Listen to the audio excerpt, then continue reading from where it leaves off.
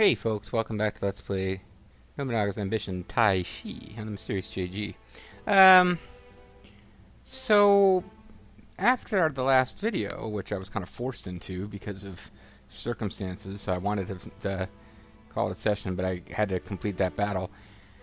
The next time I played the game, to tell you the truth, I didn't record. So I've done, once again, I don't plan to do this a lot, but I've already done it twice. I played off-screen without recording.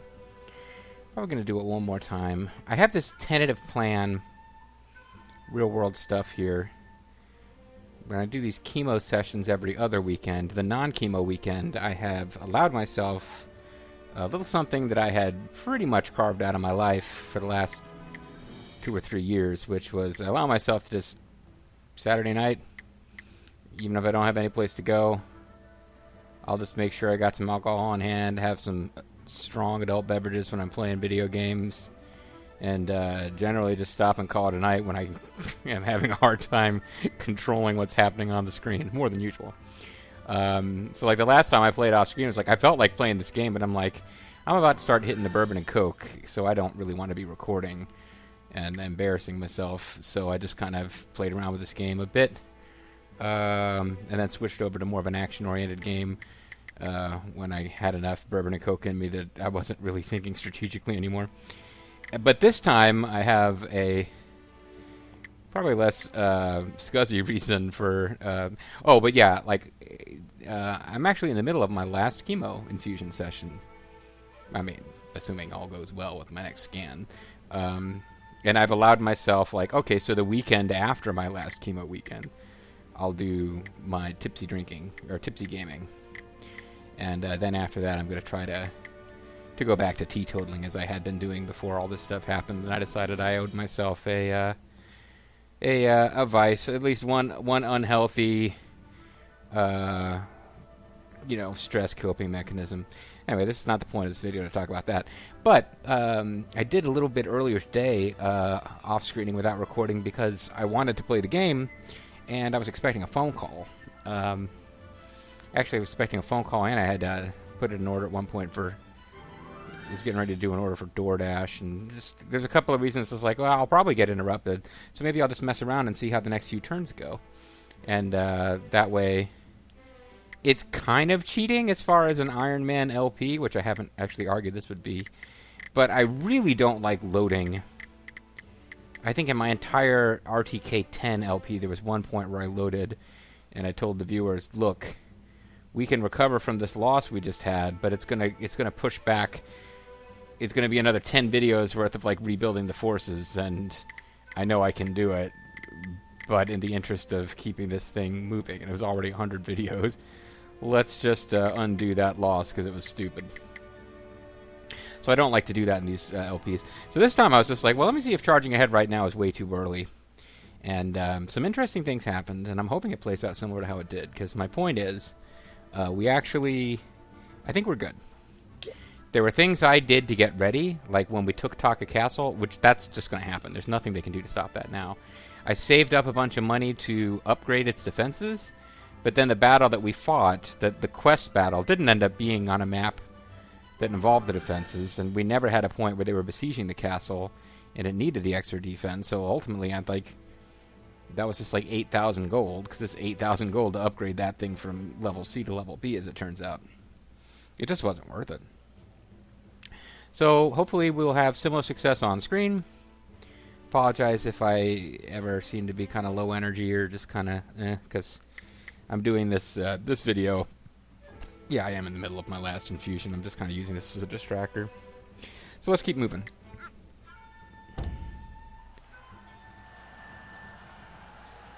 Again, not trying to ruin the suspense, but there really is no way realistically that they can get to our army and fight us in time to stop us from taking Sadowara and Taka. So that will conclude the first quest. H. Oda, it's kind of like M. Bison, H. Oda, has gone to war with somebody. Hojo's gone to war with somebody else. Yuki boy. We invested in a trade zone. Other people are going to war with other people. Ooh, Ryozoji is going to war. They are on Kyushu. They are the Other than the Otomo, they're the second biggest threat to us on the island, but we haven't really had any contact with them yet. Nanbu has gone to war with Shiba. Apparently, according to this fact I've been looking at, Nanbu, which is like the far, far, far northern clan, can actually be something of a threat. Mori is at war. Oh, and I think I need to consider making an alliance with the Mori, because they are opposed to my primary enemy, the Otomi, which means that they might help out if I, when I'm ready to go to war with them full on. And I'll eventually need to fight the Mori, but since my vague plan is take Kyushu and then take Shikoku and lock down both of the small islands before moving on to the main island, having the Mori friendly would be useful, because they could potentially interfere with both of those objectives if they're not friendly. Commerce, agriculture, personnel. Bloody-handed has grown through training. He's now the greatest fish village maker ever. These are the results from last month. These are your mission objectives. Woo! Horses and muskets still coming in. That is good. Let us begin the council. Let's begin the begin. Oh, and we got some real good stuff from these councils off screen, so I'm hoping I have similar luck with that. My sister-in-law... Oh, I was about to throw out her real-world nickname, but that involves using her real name, so I won't do that. Vulture Bean. She's apparently got good stuff to say. Clan morale is soaring. Now is the time to prepare for war. Oh, yeah, that's my sister-in-law. She's bloodthirsty. And, Nasaniru Hato, the little kid, has a plan to ensure the prosperity of our clan. Grimma Reaper has stuff to say, but he's not watching and he's not glowing with orange power, so who cares? Policy power. Investment cost down, that's always good. Gear purchase cost down is good too. But let's see how many points I'm getting from other people. You're giving me a bunch of combat points. I'm going to need a lot of those. Unit morale up is good because we're going to invade during this policy period. Unarmed attack power up is good because we're going to invade during this policy period. I think I got to go for this, even if he's only giving me military power and not commerce, which is probably what we need the most. And maybe after that, probably agriculture is what we need the most, because we've wiped out almost all of our agriculture points.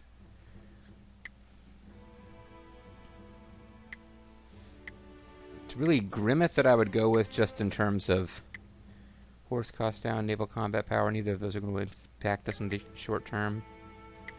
Grimmeth has given us the best point value, so we will go with him despite me having made fun of him before. And Vulture Bean is giving us a lot of commerce.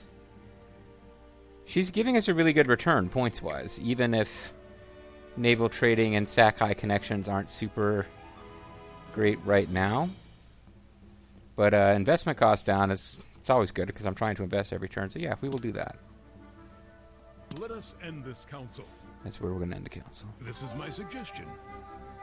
Yoshitora Shimazu, he's a member of the principal clan. He's not one of the brothers, the four brothers, but he's still part of the clan. Unarmed attack power up ++. Not really that interested, but it's not a bad thing to have. I have an idea. But then Grimgrams, Master Siegecraft, blockade power up, storm power up. Not as good as what was suggested to me off screen. It seems that the policy Shiganobu River has been executed in Oda. I do hope we have an officer who can come up with a similar plan. Yeah, we need this one, and I don't know the best way to go about getting it. Obtain an overall total of 7,500 or more agricultural policy power. An overall total. Does that mean you have 7,500 agricultural policy power, and it doesn't cost all of it, but it must, because it's saying we have 65 out of 7,500. And we only have 15, so it must be counting. Let's see, did we spend 50?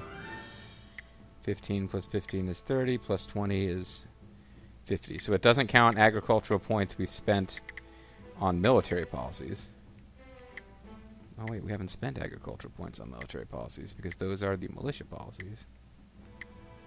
But I must have spent some over here. Yes, so it's not counting the... No, that's something I can get. I haven't gotten it yet. What about here? No? Okay.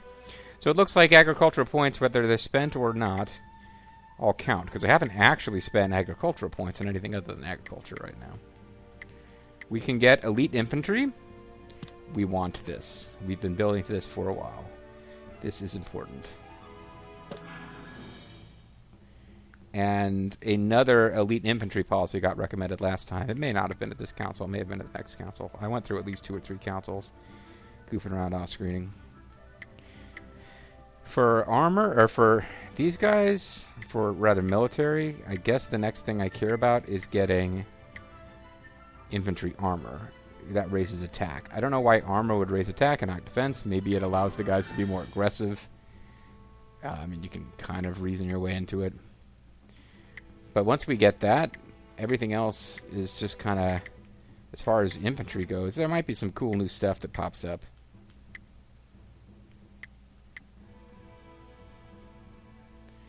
But I feel like we'll have done, especially because we've gotten it early in the game, we'll really, really commit to this infantry thing because it allowed us to inflict, like, I would say more than 2, like about 2 to 1, 2 to 1 damage in the last big battle.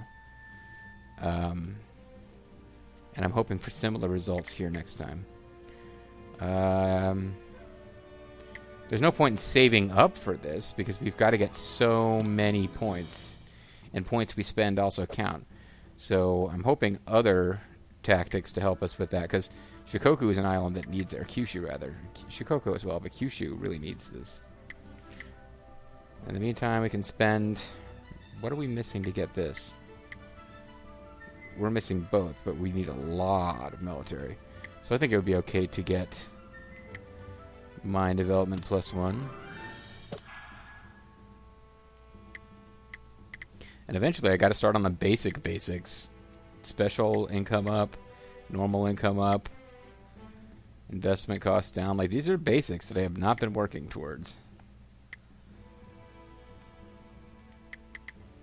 And here... Goodwill effect up. Doesn't seem that important. But if I start working on the... which I didn't do off screen, but I thought about it since then. What about up here? Clearing effects up. Which leads to exemption effect up. This is... I don't care about exemption effect. This is kind of the last, like, basic branch of agriculture that I care about. Some of these other things are going to cost agriculture. Like, I eventually want to get raised popularity. Yeah, you know what? I'll wait for raised popularity. I won't get clearing effect up yet. I will get it eventually, I'm sure. Still pauses, you get an act. You crazy motherfucker. When a trade zone's development is particularly high, trade agreements with other clans become more of a curse than a blessing. When that happens, try to monopolize them. We will look at the tutorial on monopolize. I don't plan to do this right now. Because the only group we're trading with, I did a little reading. I don't see a way to vassalize them and then, like, Stellaris style, eventually incorporate them into your empire. If you vassalize them, they will always be your ally in combat, and I don't think you get much else out of it. So, I believe the guys that we're currently allied with, rather than wasting money monopolizing my trade zones, I'll just let them have a share of the gold in the short term, because eventually we're going to take them over, and at which point monopolizing won't mean anything. Clans that are chased out will have a lower opinion of your clan, so exercise caution when using the command. The strategy you may employ is monopolizing a trade zone beforehand if you do not wish for other clans to expand into it. Special trade zones will not only increase your income when you monopolize them, but they will also increase the investment efficiency of their region. The price is high, but it may be worth a try. Now let us try to actually monopolize a trade zone from the Commerce command. Press the crest button to see the command list. Yep. Commerce, let us select trade zone monopolize. You can monopolize normal trade zones to your territory that you have expanded into. You can select a trade zone in your zone territory monopolize them to.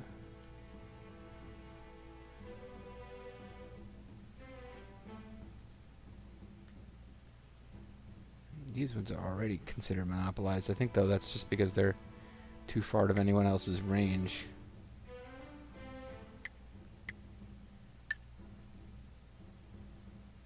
Much like expanding and investing, monopolize takes an action to order it. Do pay attention to how many actions you have left. Now let's waste no time on selecting monopolize. The cost to monopolize a trade zone will change depending on its productivity and development. Use the monopolize command.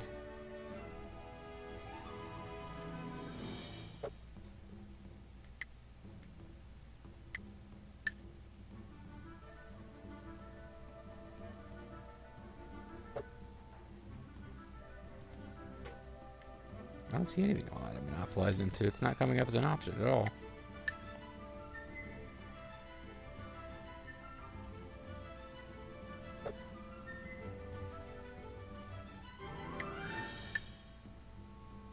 Because I have a trade agreement with these guys, so I think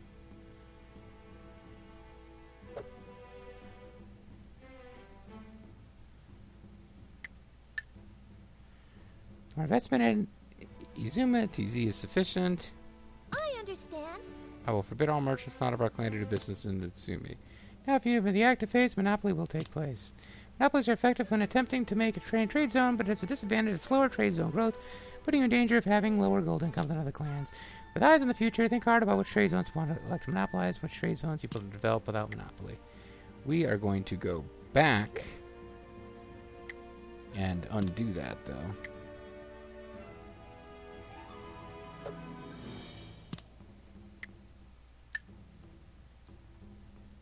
You withdraw orders. Okay. And instead, we're just going to pick some place to invest all. And what I've been doing with this is just going to the list, finding the percentage improvement, and picking something high. So it's like 10,000. It gives us a 67% improvement. See, none of this seems like super efficient. But since I'm not going to, it's the Bob Honcho. Since I'm not actually going to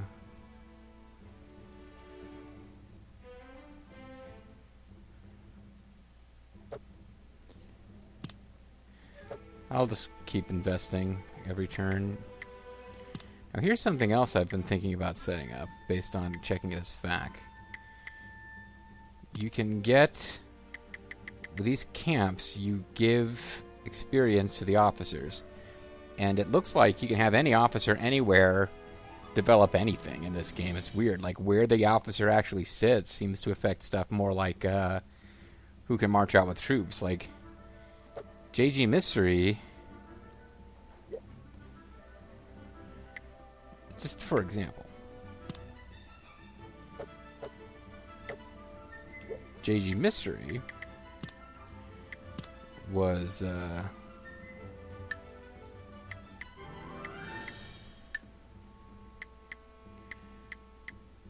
Vulture Bean is in Uchi. I think JG Mystery is in... Oh, he's in Kakuto. Oh, he's in a unit. Never mind. He was in the middle of battle. Where's he assigned to, though?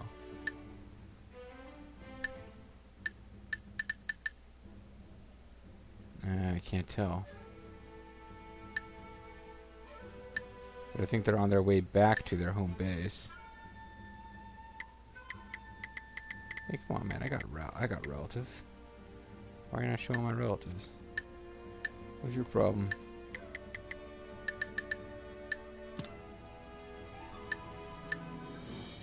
Kin, Vulture Bean, Affiliation, Shimazu, Kakuto Castle. Oh, that's where Uncle Baldo is. I guess Bean got moved at some point. Number 3 for and Serena C are getting mad, so I need to move them to... I need to make them lords and or slash ladies of castles. But anyway, see, like, I'm at Kakuto Castle. That's the point I'm trying to get at. Kakuto Castle. Okay. From Kakuto Castle, I was able to build a horse factory on the most remote island in the game.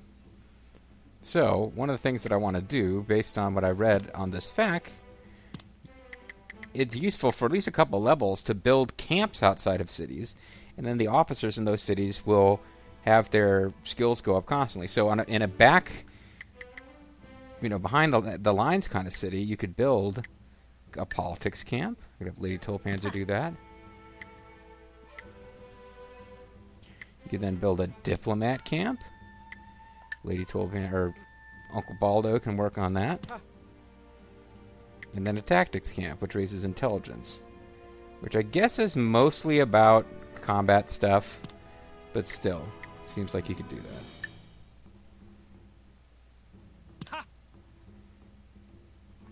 Now, like in more of a frontline city where I would actually keep military officers, I would eventually want to throw down leader, combat, and tactics camps and have those guys get better at their stuff. But there doesn't really seem to be a reason not to do that, so I'm thinking about doing it. Matter of fact, I am doing it. It's happening. It's happening, folks. It's going to cost 900 gold, but it's going to happen.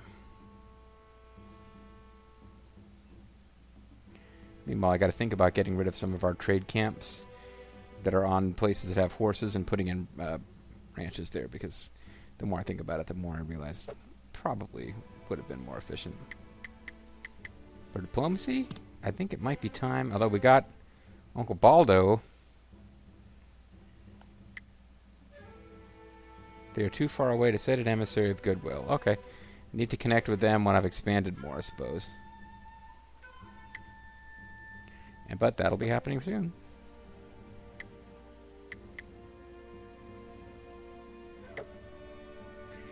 Well, there's no agriculture turns. We've done our commerce. I think it's time to get things going again.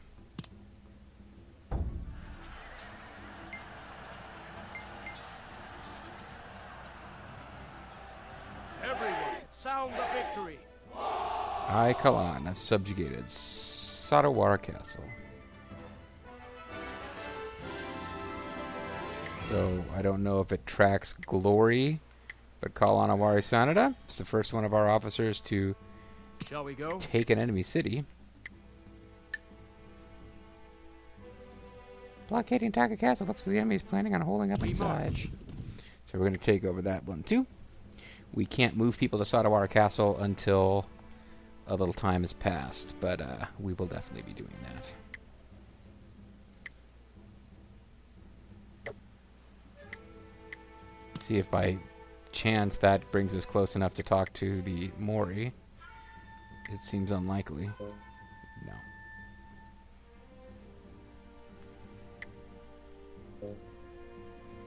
I guess the ones that are grayed out we can't talk to.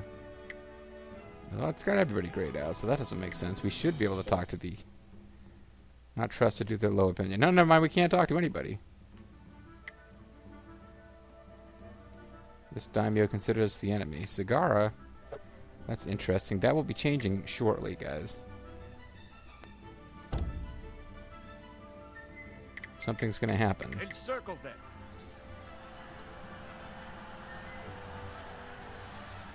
They consider us the enemy now because they were allied with the Ito clan, which we are destroying, and we beat up their officers. Hanuki was eliminated by Kasai. And Asari. Oh no, the fun is gone. Oh no, siree.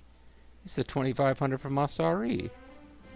It's actually the 1578 of October at Asari, but they were eliminated by the Tsugara, so. Meanwhile, other people's plot. Kenshin Uesugi was a self-professed incarnation of Bishimonten. Those that saw his divine prowess in battle were apt to believe it. But Kenshin knew the truth of the matter better than anyone else. That he was no more powerful than a mere human being. And he also knew that his life would soon end. A 49-year life is like one night dream. Single period prosperity and a cup of sake. At least it's not like a one-night stand. The world of the living is but fleeting. However, it wasn't a bad life. Not bad at all. Bishamonten, I'm making my way to you now. Well, it'd be nice if he said something about fighting his nemesis again, but I guess the bromance wasn't as strong as Samurai Warriors always makes it out to be. This is where the story ends for Kenshin Uesugi, the man revered as a god of war. He left behind the... Well, see, if he really was the god of war, Bean might be interested in watching this series. He left behind the Uesugi clan, which had brought prosperity to Echigo, as well as his thirst for battle.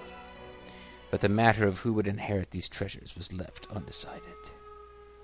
There were two candidates, Masakage Nagao's son, Kagakatsu Uesugi, Uchiyasu Hojo's son, Kagatora Uesugi. Echigo's influential figures and the hereditary retainers, formerly of the Nagao clan, supported Kagakatsu Uesugi's bid for power. The Hojo clan, those with strong ties to Kanto, and the majority of forces external to Echigo, supported Kagatora Uesugi's bid for power. It was here that the siege of Otate, the shockwave that would shake the foundations of the Uesugi, began. Even I cannot beat sickness. So you wish to remain? My wish is to remain ungranted. I really did want to have a three-way with your wife and that librarian chick. That would have been some smooth loving, baby. Sorry. Random, unnecessary syphilitic reference. Osaki's leader, Yoshinao Osaki, has died. Yoshitaka Osaki has taken the reins. My heart is as clear as the moon over Ariake. To think that my ambition would be smothered here. Uesugi's leader, Kenshin Uesugi, has died. Kagakatsu Uesugi took the reins from Kenshin Uesugi and became a new daimyo. Allow me to report. You just said there was tension over that. I believe what that means there will now be two forces, the other one led by the Hojo son. Uesugi's leader has died. Some other guys died. The Asari were eliminated, as we already found out. It's way down on the list, but somewhere we'll actually talk about what we managed to do.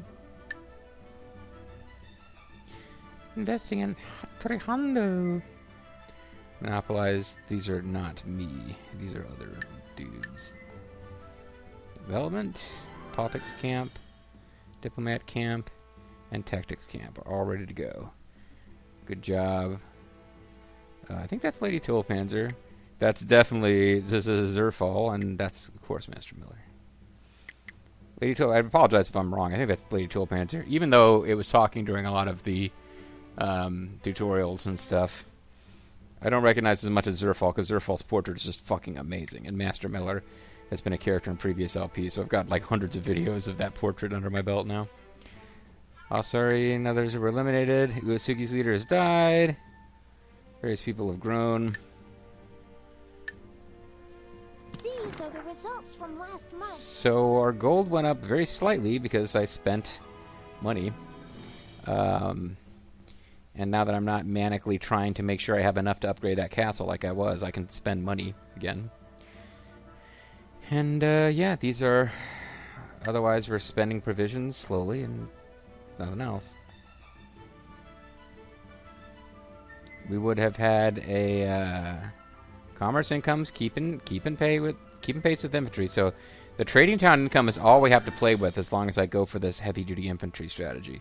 But I can always back the infantry off and bring back militias during times of peace, and then when I know I'm getting ready to go to war, ramp the militia back up. But otherwise, yeah, I need to really consider military expenses. I need to really consider. I got to get more commerce. Like, this infantry thing is just killing me. I can't afford to upgrade anything.